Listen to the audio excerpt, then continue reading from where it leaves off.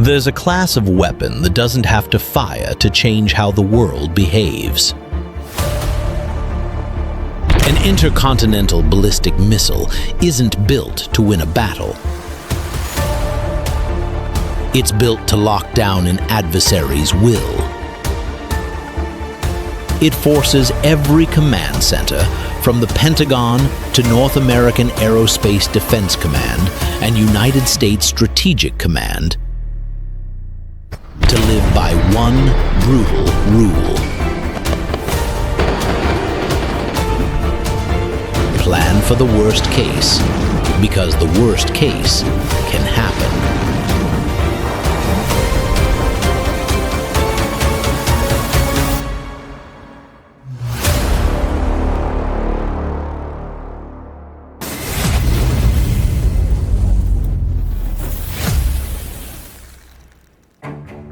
Because once an ICBM leaves the launcher, there is no pause button, no last-minute deal, no do-over, just time, speed, and decisions made under pressure that no president ever wants to face. A small error in early warning, a corrupted signal in command and control, 1 minute of hesitation in reading intent. That's how cities get priced into a mistake. Today, we're counting down the top 5 ICBMs the United States has to take seriously.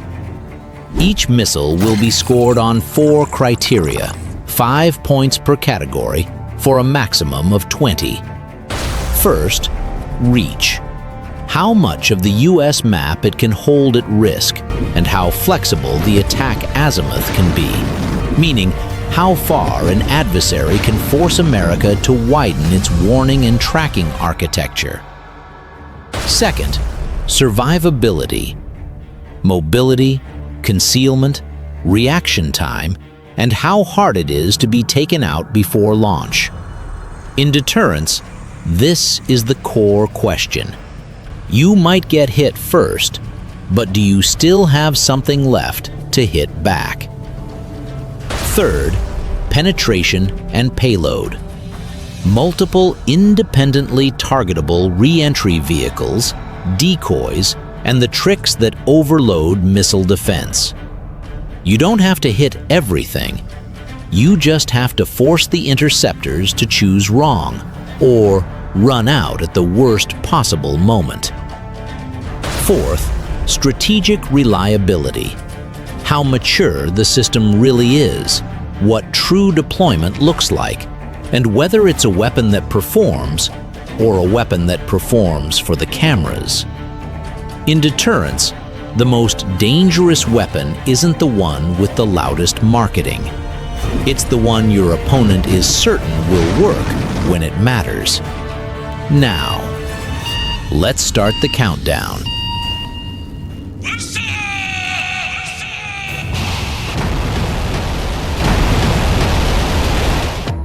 Number 5. Hwasong 19. This isn't a weapon designed to make headlines. It's designed to create strategic gravity, the kind that forces US planners to revisit assumptions they'd rather not touch. On paper, North Korea's Hwasong 19 is estimated at least 92 feet long, roughly 6 to 7.2 feet in diameter, with a suspected launch weight north of 176,000 pounds. It rides on a TEL, a transporter erector launcher, an enormous 11-axle, 22-wheel vehicle. That's not cosmetic. The bigger the TEL, the more you're usually looking at a heavier missile and a wider payload envelope, meaning a larger warhead, more warheads, or more penetration hardware riding along for the trip. Hwasong 19 is assessed to be solid fuel across all 3 stages. That matters because the propellant is already cast inside the missile. It compresses the launch timeline compared to liquid-fueled systems that must be pumped and pressurized right before firing. In the hunt and kill equation, prep time is the window you get caught in. North Korea's public test on October 31, 2024, flew on a lofted trajectory, receiving an estimated peak altitude of about 25,200,000 feet, with a flight time of roughly 85.93 minutes. A lofted shot is a way to push the missile high and bring it down sooner, testing performance without flying long distances through sensitive airspace. But energetically, it still signals this. On an optimized trajectory, a range beyond 9,300 miles is entirely plausible. And that is the line where the entire continental United States enters the planning map. Criterion 1 is reach. How far it can hold U.S. territory at risk, and how much it forces the United States to expand its warning and tracking posture. At an estimated range above 9,300 miles, this stops being a question of, can it reach the West Coast? It becomes, does any region get to assume it's off the list? That said, it has not demonstrated the same level of azimuth flexibility and multi-corridor trajectory options seen in more mature systems, the kind that force U.S. sensors to cover multiple threat lanes at once. Criterion 2 is survivability. This is where Hwasong-19 is both intimidating and exposed. Solid fuel shortens reaction time and reduces the classic vulnerability of being struck while fueling. But an 11-axle TEL turns it into a moving building. Size makes it harder to hide, harder to maneuver, harder to pick launch sites freely, and it leaves a logistics footprint that stands out on a limited road network. In the age of ISR, intelligence, surveillance, and reconnaissance, size isn't just size, it's a signature. Criterion 3 is penetration and payload. This is where the Hwasong-19's blunt, wide nose cone becomes the expensive detail. A wider, rounded front section suggests a larger payload volume, potentially enough space for MIRVs, multiple independently targetable re-entry vehicles, multiple warheads that can separate and strike different targets, plus decoys designed to confuse interceptors. The United States doesn't have to lose everything. It just has to be forced into choosing wrong, or burning interceptors on decoys until the magazine runs dry at the worst possible moment. There are also reports pointing to composite, carbon fiber motor casings, reducing structural mass and improving performance and payload margin. And some sources cite new solid rocket motor thrust in the range of roughly 1,960 to 1,971 kilonewtons, a figure that will sound familiar to American ears because it evokes the Cold War-era heavy motor class. Criterion 4 is strategic credibility. In deterrence, the most frightening weapon isn't the one that gets marketed the hardest. It's the one your opponent believes will work on demand. Hwasong-19 has only one public flight test, so it does not yet have the record to be called mature and repeatable, but it can't be dismissed.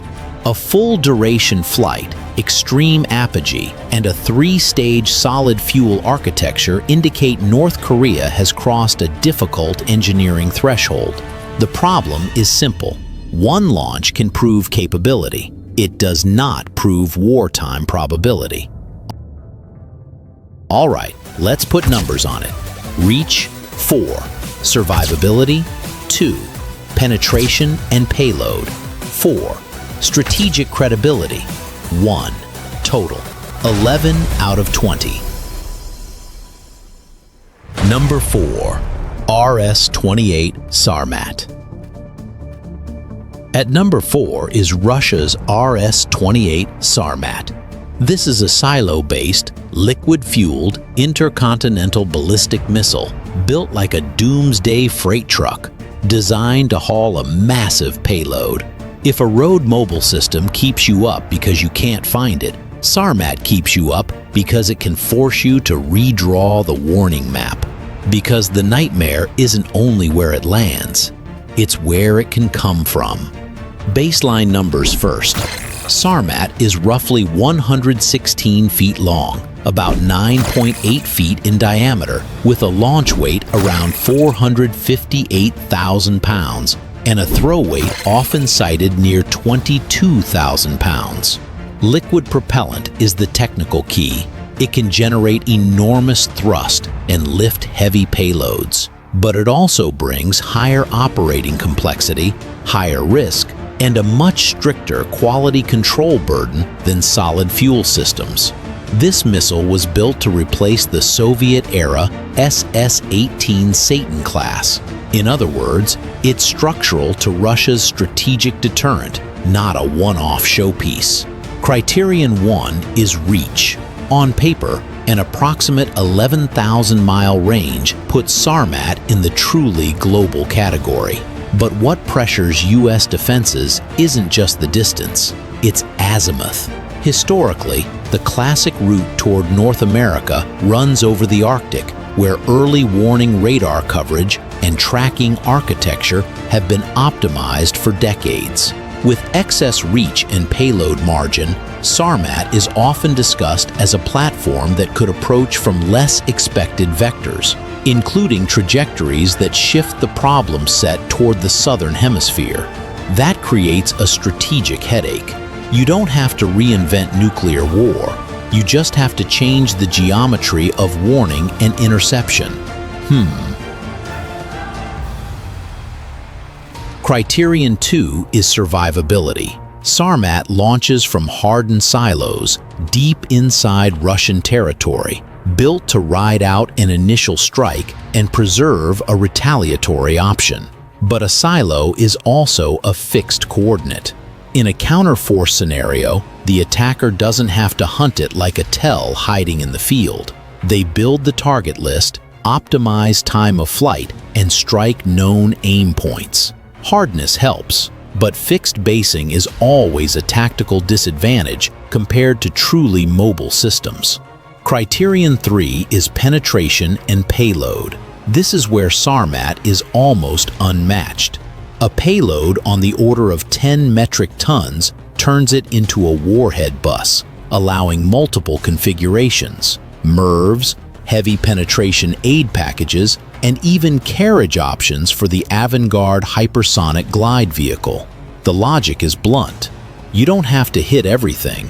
You flood the defense with enough objects, enough ambiguity, and enough hard-to-predict trajectories that interceptors are forced to classify targets under brutal time pressure and then either choose wrong or run dry at the worst moment. With Sarmat, the design philosophy is saturation, collapsing defensive probability rather than testing it. Criterion 4 is strategic credibility. This is why Sarmat can't rank higher. In deterrence, the most dangerous weapon isn't the one that gets the loudest advertising. It's the one your opponent believes will work on demand.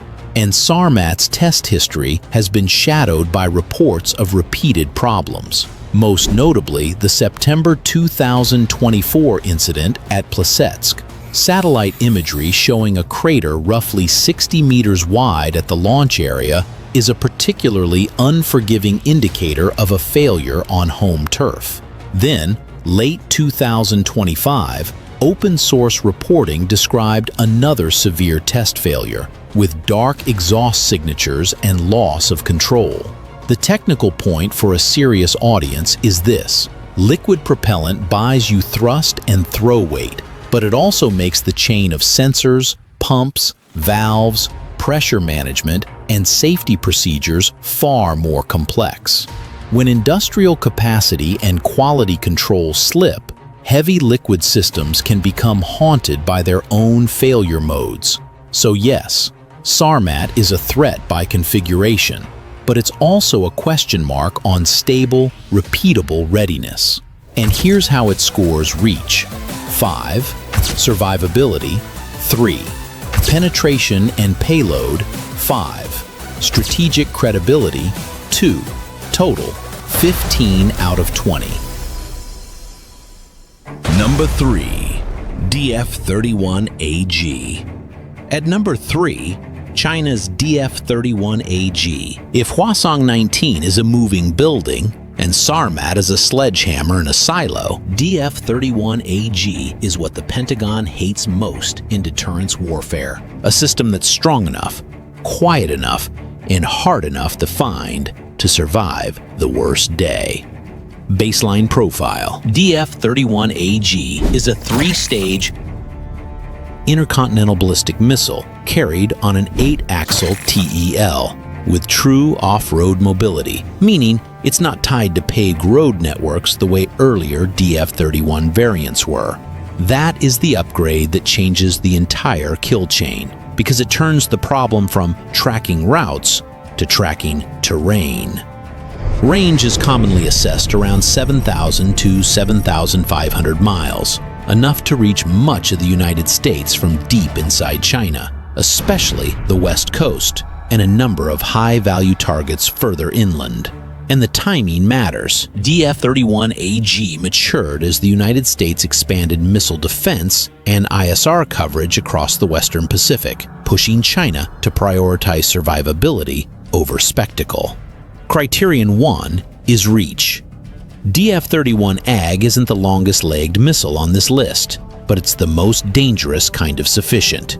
7,000 to 7,500 miles allows China to hold high-value targets at risk without pushing launchers toward the coastline or accepting exposure. It also creates a very practical warning burden across the Pacific, not because it's the strangest trajectory, but because the number of plausible launch points expands the moment the TEL stops depending on roads.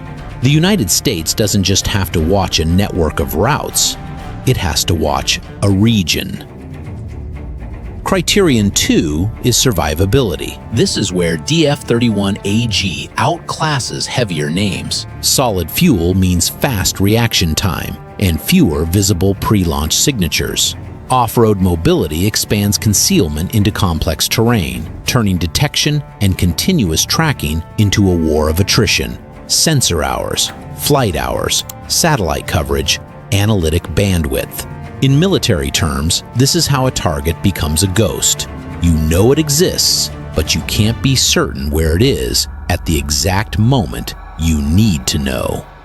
Criterion 3 is penetration and payload. DF-31AG is often assessed as capable of multiple warhead configurations, but it's not typically placed in the same heavy saturation category as DF-41 or Sarmat. Its strength is balance. Enough payload volume for a warhead package and penetration aids, enough to force interceptors into decisions under uncertainty. And for missile defense, that's often the point. You don't need perfection. You need to drag the probability of interception down far enough that deterrence holds. Criterion 4 is strategic credibility. DF-31AG isn't a parade prototype. It's an upgraded variant built on the DF-31 line, a family that has been fielded and refined over time, which means it inherits a degree of maturity. And one data point drew particular attention: the long-range ICBM launch into the Pacific on September 25, 2024. A rare instance of China conducting a distant test in a more visible way than usual. The message wasn't about noise. The message was capability at real range, not just on paper. And here's how it scores. Reach, 4. Survivability, 5. Penetration and payload, 3. Strategic credibility, 4. Total, 16 out of 20. Number 2. RS-24 Yars. If Sarmat is a heavy punch from the fixed coordinate, Yars is what makes any first strike plan frustrating in the most practical way possible. It's a solid-fueled intercontinental ballistic missile with both a road-mobile TEL variant and a silo-based variant, fielded at scale, exercised routinely, and treated as the backbone of Russia's strategic rocket forces. Baseline profile. Yars is roughly 74 feet long, about 6.6 feet in diameter, with a launch weight around 109,000 pounds. Range is commonly cited in the 6,800 to 7,500 mile class. It's much smaller than Sarmat, but don't confuse smaller with less dangerous. In nuclear deterrence, the scariest thing is often the system that's produced in quantity, operated smoothly, and can show up in so many places that you can't kill it all. Criterion 1 is reach. Yars isn't the longest-legged missile in the top 5, but it's long enough to threaten every major target set across the continental United States, from deep inside Russian territory. It doesn't force a dramatic reorientation of warning posture the way the Southern Vector discussion does with Sarmat, but it creates a different kind of pressure: launch density. When a system can launch from multiple patrol areas, you're not just tracking trajectories. You're tracking an evolving launch region, and that region can shift by the hour. Criterion 2 is survivability. This is Yars' home field. The road mobile variant turns it into a moving target across a vast operating space where ISR, intelligence, surveillance, and reconnaissance, has to work like searching for a needle on the ocean floor.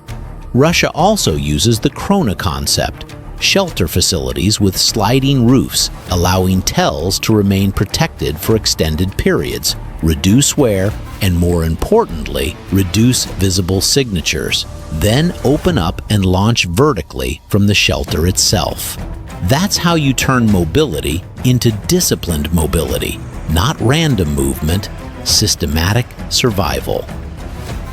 Criterion 3 is penetration and payload. Yars carries MIRVs, multiple independently targetable re-entry vehicles, multiple warheads that can separate and fly to different targets. The configuration is often described in the 3 to 6 warhead range, supported by decoys and penetration aids. It doesn't have Sarmat's bus-sized throw weight, but it's sufficient for tactical saturation, forcing radars to sort real versus false objects, forcing interceptors to decide under compressed timelines. And when enough re-entry vehicles arrive together, defensive probability collapses by math, not drama. Criterion 4 is strategic credibility. Yars has what Sarmat is still trying to prove: maturity. It has been on duty for years, produced in numbers, operated continuously, and cycled through repeated exercises, patrol training, and test activity. In deterrence logic, a system doesn't need myth. It needs the adversary to believe it will run the checklist correctly on the worst night. Yars earns that belief through steady deployment rhythm and a stable operating record. And here's what it earns on our scorecard. Reach, 4. Survivability, 5. Penetration and payload, 4. Strategic credibility, 4. Total, 17 out of 20. Number 1. DF-41. DF-41 is number 1 because it combines 3 things inside a single deterrence ecosystem: the deepest reach in this group, the payload margin to play the saturation game, and, most importantly, a layered deployment architecture that makes the idea of killing it before launch so expensive it starts to feel unrealistic. Baseline profile. DF-41 is roughly 72 feet long, about 7.4 feet in diameter, with an estimated weight around 180,000 pounds. Its range is commonly assessed in the 7,500 to 9,300 mile class. This is the widest reach package in the top 5, not just because it can reach the continental United States, but because it can do it with multiple basing options without being forced to push forward to get the range the way lesser systems might. And, unlike missiles that have to choose between distance and weight, DF-41 has enough energy margin to preserve reach while still carrying a serious end-gain payload package designed for penetration. Criterion 1 is reach. DF-41 is the missile that leaves the U.S. map with no safe corner. It's long-ranged enough to cover the entire continental United States, including the farthest targets on the East Coast, without China having to take the exposure risk of moving launch forces into sensitive positions. For the United States, the problem isn't only distance, it's azimuth flexibility, multiplied by deployment options. When a system can exist across multiple basing modes, you have to expand not just your warning network, but your assumptions about launch points and plausible flight corridors. Criterion 2 is survivability. Yars survives through mobility, vast terrain, and constant readiness rhythm. DF-41 adds another layer, multi-platform basing. It can be road mobile on a TEL, it's often discussed with a rail-based option, and then there's the silo field story with the shell game approach, building large numbers of silos to create a target matrix. When an adversary looks down from space and sees hundreds of potential launch points, they're no longer trying to kill missiles, they're forced to attack probability. And in practical terms, neutralizing a force like that in a first strike would demand a volume of firepower and a level of preparation that becomes strategically self-defeating. This is survivability not only through hiding, but through forcing the enemy to go bankrupt trying to find the real ones. Criterion 3 is penetration and payload. DF-41 is sometimes described as capable of carrying up to 10 MIRVs, multiple independently targetable re-entry vehicles. But the more important point for an American audience is the payload logic. Even if the operational warhead count is lower in order to make room for decoys and penetration aids, DF-41 is still the most credible saturation platform showing up in this top 5. U.S. ground-based mid-course defense doesn't have to be defeated completely. It only has to be forced into choosing wrong targets or running out of interceptors at the wrong moment. DF-41 is well suited for that style of endgame because it can carry a dense terminal package, real warheads, false targets, and the tools that make sorting them under imperfect information brutally hard. Criterion 4 is strategic credibility. With DF-41, credibility isn't about one parade appearance or a single test. It's about the signals of a force moving from symbol to structure. Fielding associated with the late 2010s, public exposure, and, more importantly, a deployment ecosystem that appears to be expanding. From mobile options to silo options, from fewer launch points to many. The more a system is integrated into force architecture, the more deterrent weight it carries. DF-41 sits at number 1 because it isn't just a missile. It's an operating model that makes every U.S. response option cost more, on defense and on offense. Now, here's how it stacks up. Reach, 5. Survivability, 4. Penetration and payload, 5. Strategic credibility, 4. Total, 18 out of 20. That's why it takes the top spot in today's ranking. If you're finding value in this deep dive, take a second to hit subscribe. Future War Tech is built for viewers who want the hard facts without the cheap hype. We respect your time and your intelligence. If that's the kind of analysis you want in your feed, hit that button to support the mission. And before we close, a few names are starting to surface in the analyst community, but we intentionally left them out today because the verification picture is still thin. China has DF-61, seen in the 2025 parade, and debated heavily because its launcher looks almost identical to DF-41. It could be a variant, or a different mission configuration.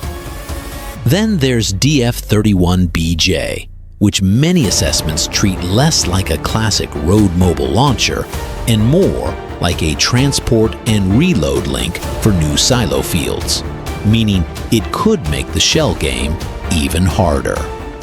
Russia has RS-26 Rubezh, once discussed as a flexible bridge between intermediate range and true intercontinental reach.